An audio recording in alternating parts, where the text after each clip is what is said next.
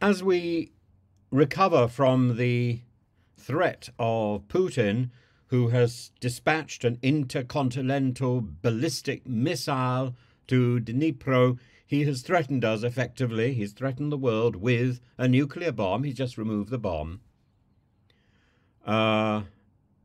You think the hypocrisy of the man, the cowardice of the man, the arrogance of the man.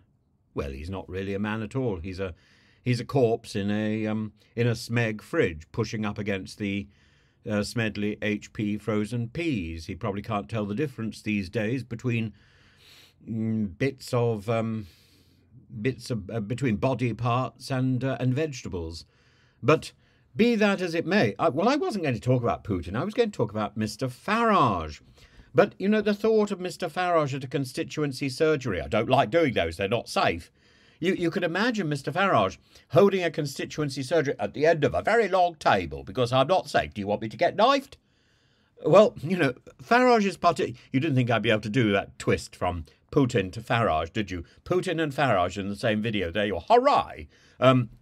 Nigel Farage's participation in the recent tractor tax protest in London, in the middle of thousands of farmers, sharply contrasts with his earlier decision to forego in-person constituency surgeries in Clacton because of safety concerns. I can't do it because it's unsafe. I've had advice. And this juxtaposition raises questions about the constituency of his actions and the authenticity of his stated apprehensions. I've had the device. Maybe he might have said, if he becomes more like Putin, I'm sitting at the long end of a very long table. But in September 2024, Farage cited fears of potential knife attacks as the reason for not holding face-to-face meetings with constituency, referencing the tragic murder of MP Sir David Amess, but not referencing the tragic murder of MP Joe Cox. But Parliamentary Security Services, he said, had advised him not to hold constituency meetings. They've disputed his claim. They've indicated no such advice had ever been given to him. And despite these safety concerns, Farage nevertheless attended the large-scale protest in London where he was seen engaging with farmers, much like the Putin doppelganger, engaged and shook hands with individual civilians in Russia. He wasn't at the end of his large table for security, away from COVID. No, he was engaging with... Does Farage have a doppelganger? That's what we want to know. Does Farage, is there more than one Farage? A Farage who can remain in Clacton and a Farage who can go over to see Donald Trump. Two Farages for the price of one. Is that what the people in Clacton are actually getting? They're getting two or three. A trinity of Farages is practically worth getting down on your knees, isn't it? Oh, well, don't get down on your knees.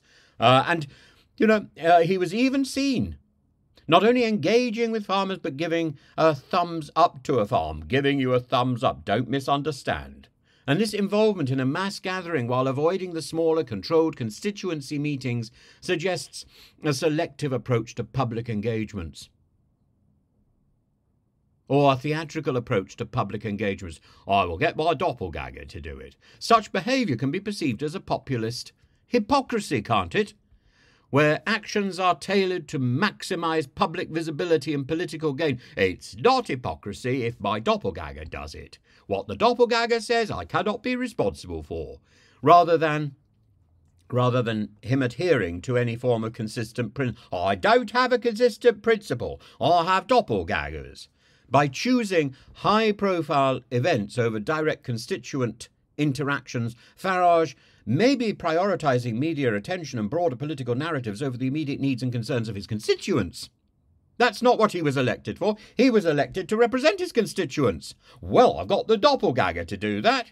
I call him Putin. Putin Minor. Putin and this is Putin Major. Putin May, and I am Farage. This inconsistency, we don't know who we're talking to, do we? This inconsistency not only undermines the trust of it.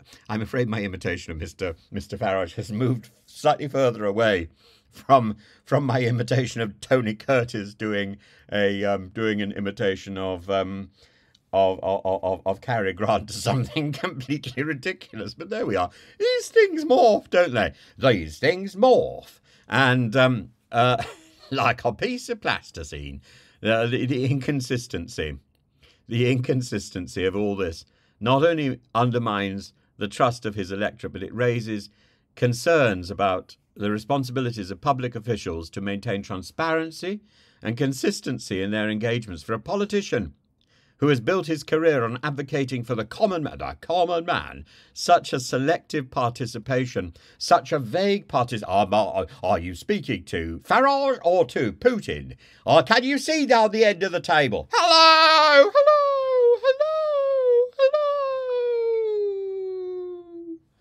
What is your problem? And that's only when he's not doing it in Cyrillic. You know, maybe Putin and Farage could share the same doppelgangers. Wouldn't that be entertaining? For a politician, as I say, who has tried to be all men to all men, this all seems like a divergence from the very principles that he claims to espouse. It's pantomime, isn't it? It's pantomime and it's cheap theatre.